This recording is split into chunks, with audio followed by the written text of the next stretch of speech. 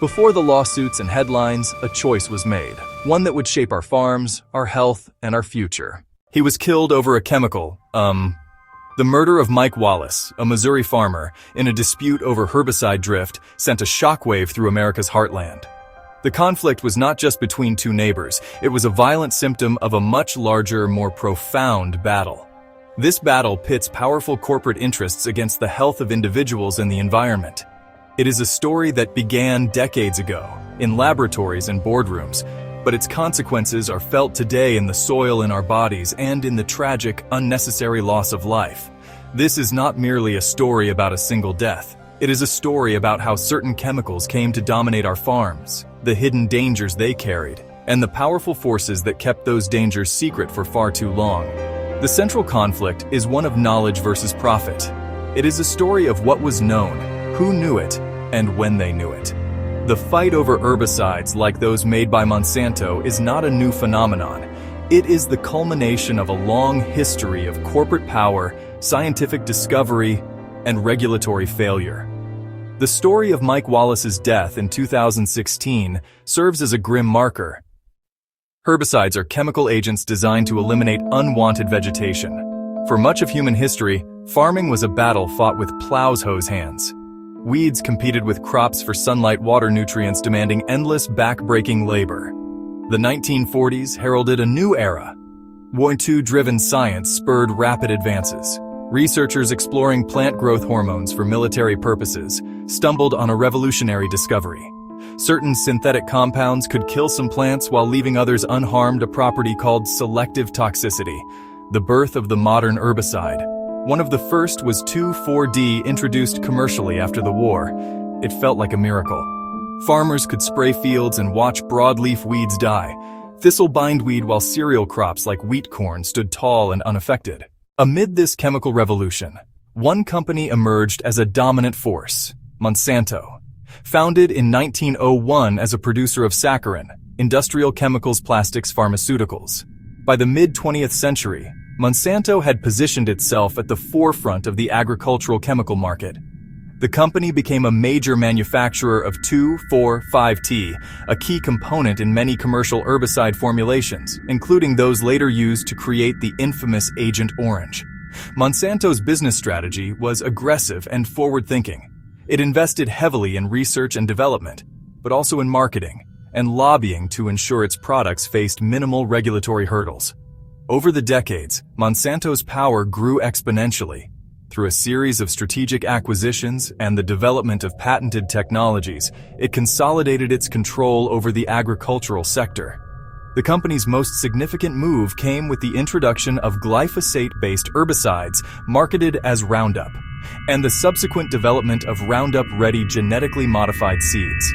These seeds were engineered to resist Roundup, allowing farmers to spray the herbicide directly over their crops.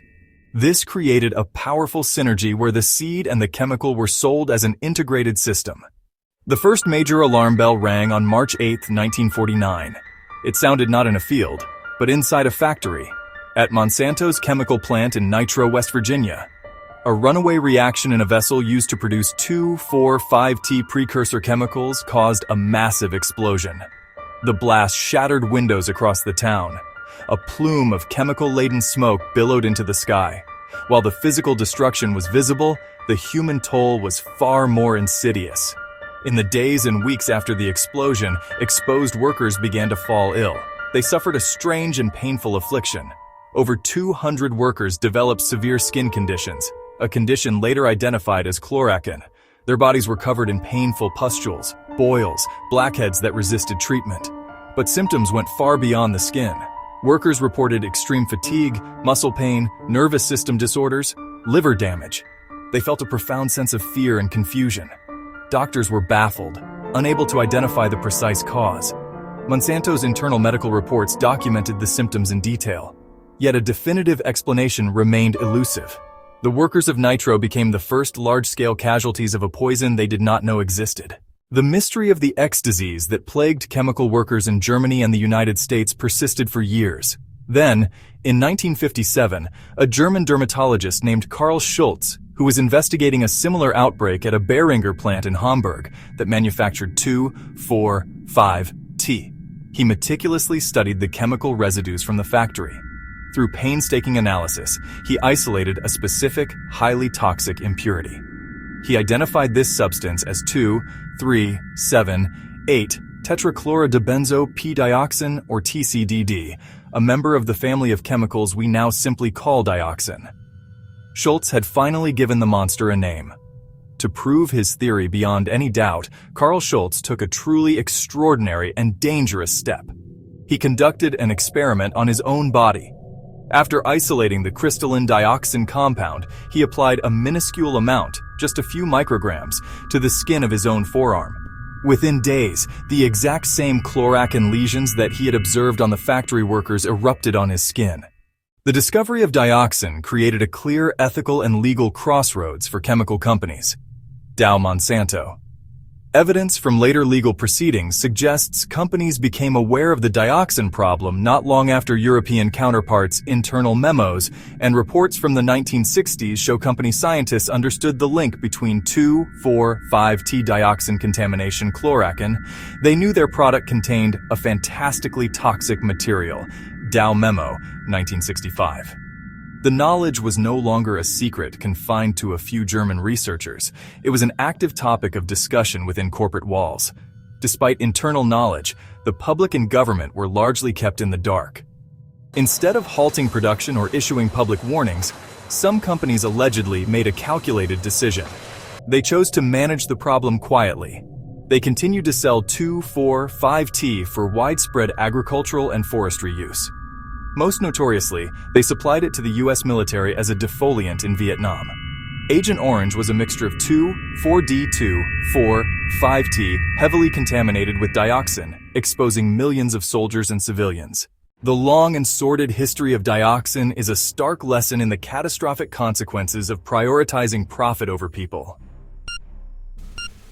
Sickened workers at the nitro plant, veterans suffering from Agent Orange exposure, the farmer murdered over herbicide drift. This legacy of harm demands more than just reflection. It demands fundamental change. We need a regulatory system that is proactive, not reactive. We must insist on complete and unwavering transparency from corporations that produce chemicals that impact our health and our environment. The burden of proof for safety must fall squarely on the manufacturer. Companies that create and sell potentially hazardous materials have a profound ethical obligation to be honest about the risks. These are grave breaches of public trust and must have severe legal and financial consequences. True corporate responsibility means valuing human life more than a quarterly earnings report. We honor the memory of Mike Wallace and countless other victims by demanding a future where such tragedies are unthinkable. We must choose a system that protects our health and our planet with vigor. The health of our families and the future of our farms depend on it. Before you go, subscribe, like, comment, and share with friends. Let's make it trend. Thanks for watching.